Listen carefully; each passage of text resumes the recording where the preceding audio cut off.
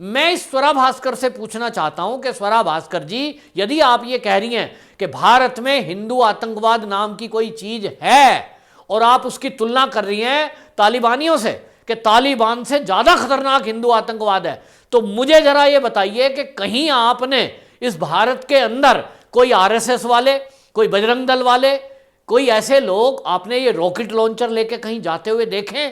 ये स्वरा भास्कर हो या एनडीटीवी का रवीश कुमार, जिस तरह को ये भारत को बदनाम करने में लगे हुए हैं, मोदी सरकार हो या हिंदुत्ववादी संगठन भारत के अंदर हो, इनको ये बदनाम करने में लगे हुए हैं, तो निश्चित रूप से स्वरा भास्कर को मैं कहना चाहूंगा और एनडीटीवी के रवीश कुमार को कहना चाहूंगा कि वहां जो पत्रकारिता करने के लिए पत्रकार गए हैं, रवीश कुमार जी जरा आप अपनी महिला पत्रकारों को लेकर जाइए और उन तालिबानों से कहना कि हम बुर्का नहीं पहनेंगे साहब। तो स्वरा भास्कर जी, आप अफगानिस्तान चले जाओ, बहुत सारे प्लेन भारत सरकार की तरफ से यहां से अफगानिस्तान के फंसे हुए अपने लोगों को निकालने के लिए जा रही है, एक तरफ से फ्लाइट फ्री है, इसलिए स्वरा भास्कर आप अफगानिस्तान जाना चाहती हैं, एप्लीकेशन दीजिए, आपकी सिफारिश हम करते हैं, वहीं जाओ, फॉलोवर बढ़ाओ। नमस्कार, मैं हूं पवन त्यागी। तालिबानी घटना को लेकर भारत के अंदर बहुत सारे लिबरल ऐसे हैं जो इस ताक में हैं कि किस तरह से अफगानिस्तान में तालिबान की हिंसा को वो एक धर्म का आचरण बताते हुए तालिबानियों को एक साधु महात्मा घोषित कर दें। और इसी कड़ी में एनडीटीवी और स्वरा भास्कर पूरी ताकत से लगे हुए हैं कि वो उन तालिबानी आतंकवादियों को ये बताने की कोशिश में लगे हुए हैं कि वो भाई धर्मगुरु हैं, वो तो धर्म का काम कर रहे हैं, वो तो बहुत शांति प्रिय हैं, और आतंकवादी यदि कोई दुनिया में है तो वो हिंदू हैं। स्वरा भास्कर बाकायदा ट्वीट करती है और वो कहती है कि हम तालिबान के आतंक पर हैरान हैं और दुख जताते हुए हिंदुत्व आतंकवाद की हम तारीफ नहीं कर सकते। वो कहती है ऐसा भी नहीं हो सकता कि तालिबानी आतंकवाद पर चुप बैठें और हिंदू आतंकवाद पर हम आक्रोश जताएं।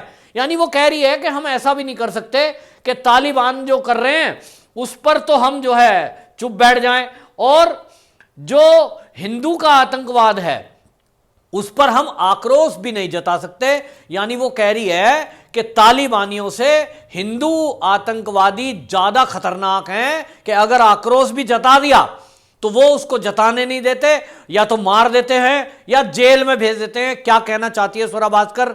स्वरा भास्कर ने इतना तो कहा कि तालिबानियों के बारे में हम आक्रोश जता सकते हैं पर हिंदुत्व आतंकवाद पर नहीं जता सकते। उन्होंने कहा हमारे मानवीय और नैतिक मूल्य इस पर आधारित नहीं होने चाहिए कि अत्याचारी कौन है और पीड़ित कौन है। यानी वो ये कहना चाह रही हैं कि हमें ये भी ध्यान में रखना चाहिए, हमारे मानवीय और नैतिक मूल्य इस पर आधारित नहीं होने चाहिए कि पीड़ित कौन है। यानी वो बता रही है कि पीड़ित जो है, यहां भारत का उदाहरण देना चाहती हैं और वो कह रही हैं कि यहां पर हिंदू आतंकवाद है। आपको ध्यान होगा स्वरा भास्कर वही एक एक्ट्रेस या कह लिए एक्टिविस्ट कह लीजिए, ये इतनी बढ़िया एक्टिंग करती हैं और झूठ बोलती है, और इसका काम है केवल सोशल मीडिया के जरिए भारत में नफरत फैलाना। वो भी हिंदुत्व के विरुद्ध इतनी बड़ी नफरत फैला रही है कि टीवी डिबेट में ये एक पत्रकार से बहस करते हुए इस तरह की बातें बोल रही है कि जो तालिबानी आतंकवादी हैं उनको आतंकवादी नहीं बोल रही है, तालिबानियों से ज्यादा खतरनाक है हिंदू आतंकवाद। ये कहती हैं हम हिंदुओं की तो बुराई भी नहीं कर सकते। जिस तरह से यहाँ ट्रोल किया जाता है इनको, कोई सोशल मीडिया पे कुछ बात बोल दी तो यहाँ कौन सहन करेगा।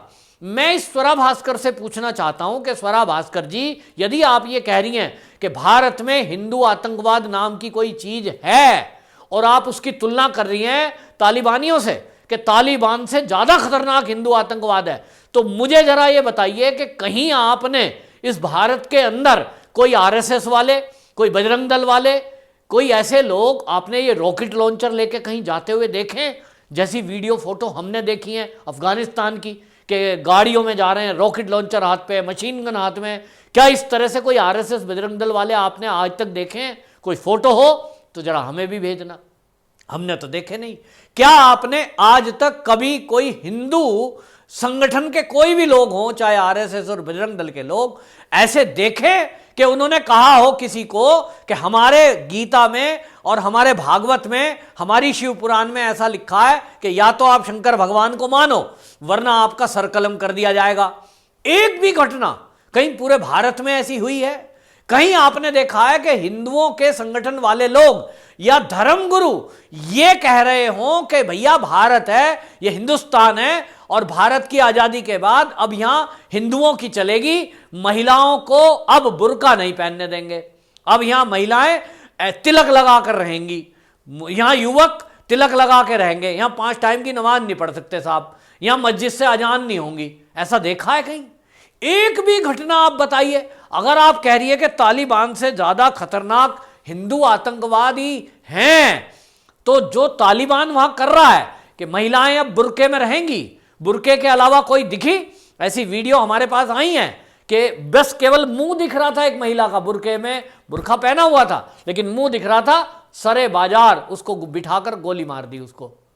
9-9 साल की बच्चियों से 70 साल का बुढ़ा शादी कर रहा है। वो कहता है सरिया कानून में ये लागू है कि हम कर सकते हैं। एक आदमी लोहे की चैन से बांधकर 3-3 औरतों को ले जा रहा है। वो कहता है सरिया में लिखा है कि हम 5-4 बीवी रख सकते हैं और खरीद कर लाए हुए हैं, हमने इनको खरीदा है। ये महिला बाजार में बिकने की चीज है क्या?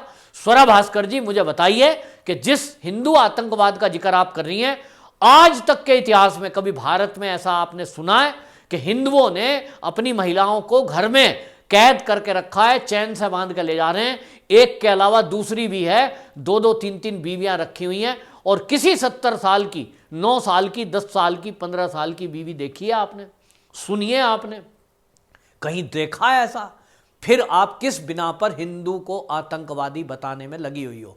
किस बिना पर आप तालिबान से तुलना हिंदुओं की कर रही हो? आपने हिंदू आतंकवाद शब्द बोला है, ये कांग्रेस के दिग्विजय सिंह का शब्द था, उसने भी एक बार ऐसे ही बोला था। वो पॉलिटिकल व्यक्ति था, इस वजह से वो बच गया उस बयान से। लेकिन स्वरा भास्कर जी निश्चित रूप से कोई ना कोई हिंदूवादी विचारधारा का वकील ऐसा जरूर होगा जो आपकी इस बदतमीजी पर आपके खिलाफ केस करेगा, क्योंकि मैं भी एक हिंदू हूं और आपने यदि तालिबानियों से हिंदू की तुलना की है, जो कि हिंदू शब्द से ही बना है, जो हिंसा न करता हो दूसरों की, 3 शब्द हैं, 2.5 शब्द है, उसका अगर संधि विच्छेद करेंगे ही आधा न दू, इसका अर्थ यही होता है जो हिंसा न करता हो दूसरे की। हमारे भारत में 1947 से पहले, हमने देश की आजादी के पहले इतने कष्ट सहे हैं, उसकी कल्पना आज के लोग कर सकते हैं। तालिबानियों ने काबुल के अंदर आज भी वो खंबा है, उसको गिराया नहीं, जिस पे लिखा है कि यहां 2-2 दिनार में महिला बिकती थी, यानी हमारी हिंदू महिलाओं की वहां बोलियां लगती थी, उनको बेचा जाता था, जिन आक्रांताओं ने वहां शासन किया था तालिबान में। आज वही रिपीट हो रहा है, वहां मुस्लिम महिलाओं को इसी तरह वहीं सरे बाजार बेचा जा रहा है। सोचिए किसी घर की महिला को, माता को, बेटी को, और वहां से ले गए जबरदस्ती, और वहां गुंडों में, आतंकवादियों में, आक्रांताओं के बीच में खड़े होकर उसकी बोली लगाई जा रही हो कि बोलो कितने में खरीदते हो। उस मां बहन पर कैसी बीतती होगी? स्वरा भास्कर जी, वहां ऐसा हुआ। आज तक भारत के इतिहास में, उसके देश के बाद आजादी हुई, अंग्रेजों का शासन आया, 1947 में देश आजाद हुआ, उसके बाद ये हिंदुस्तान जो कि आज भी भारत के अंदर बहुसंख्यक हैं, कभी भी हिंदूवादी संगठन, और आज की डेट में मैं आपको बताऊं, आज तो कई राज्यों में बीजेपी की सरकार है, आज केंद्र में बीजेपी की सरकार है जिसमें आरएसएस के लोग हैं।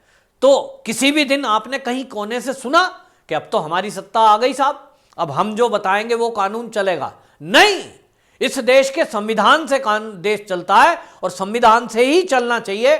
जो लोग संविधान के बजाय शरीयत से चलाने की उम्मीद करते हैं, आप जैसे लोग स्वरा भास्कर, के जो शरीयत की तारीफ कर रहे हों और संविधान को बुरा बताते हो, आपने सीए का विरोध किया था, उस समय आपने देश को भड़काने की कोशिश की थी। आप सरेआम बोलकर यह कहती थी कि सीए आएगा, कागज नहीं दिखाएंगे, क्योंकि सीए आया तो देश के मुसलमानों को यह मोदी सरकार देश से बाहर भेज देगी।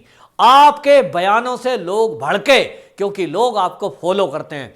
तब भी इस सरकार ने आपके खिलाफ कुछ नहीं किया। लेकिन मैं अब कहना चाहता हूं, जो भी देशभक्त लोग हों और वकालत के पेशे से जुड़े हुए हों, निश्चित रूप से कोई हिंदूवादी संगठन के लोग हों, इस तरह के बदतमीज लोगों को छोड़ने की जरूरत नहीं है। ये सीए के विरोध में देश में आग लगाने की साजिश कर रहे थे, लोगों को भड़का रहे थे, भड़काया स्वरा भास्कर ने। आज की डेट में एनडीटीवी देख लो, हमेशा तालिबानियों की तारीफ करने में लगा हुआ है और उनको लगता है कि देश के अंदर यहां असहिष्णुता ज्यादा है।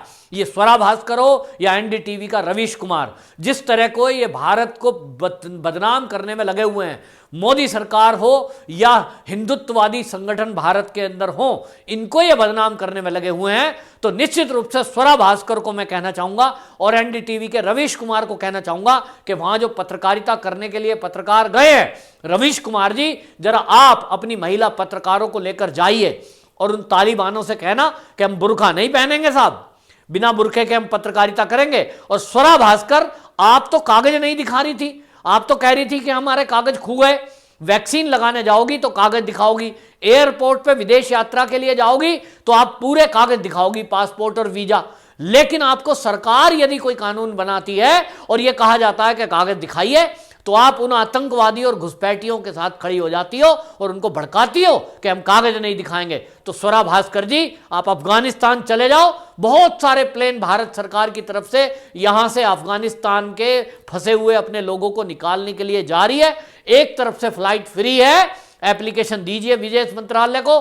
मैं भी सिफारिश लगाऊंगा कि स्वरा भास्कर और उनकी कई बहनें जो यहां भारत तेरे टुकड़े होंगे इंशाअल्लाह इंशाअल्लाह चाह रहे थे, उनके इंशाअल्लाह चाहने से होगा तो पूरा कभी नहीं, क्योंकि भारत की सेना और भारत की सरकार, वो सरकार और वो सेना भारत की है जो बड़े बड़े आतंकी संगठनों से मुकाबला करने में पूरी तरह सक्षम है। वहां अमेरिका की सेना की तरह रणछोड़ नहीं है कि मैदान छोड़ कर भाग जाएं। और इसलिए स्वरा भास्कर, आप अफगानिस्तान जाना चाहती हैं, एप्लीकेशन दीजिए, आपकी सिफारिश हम करते हैं, वहीं जाओ, फॉलोवर बढ़ाओ। वंदे मातरम।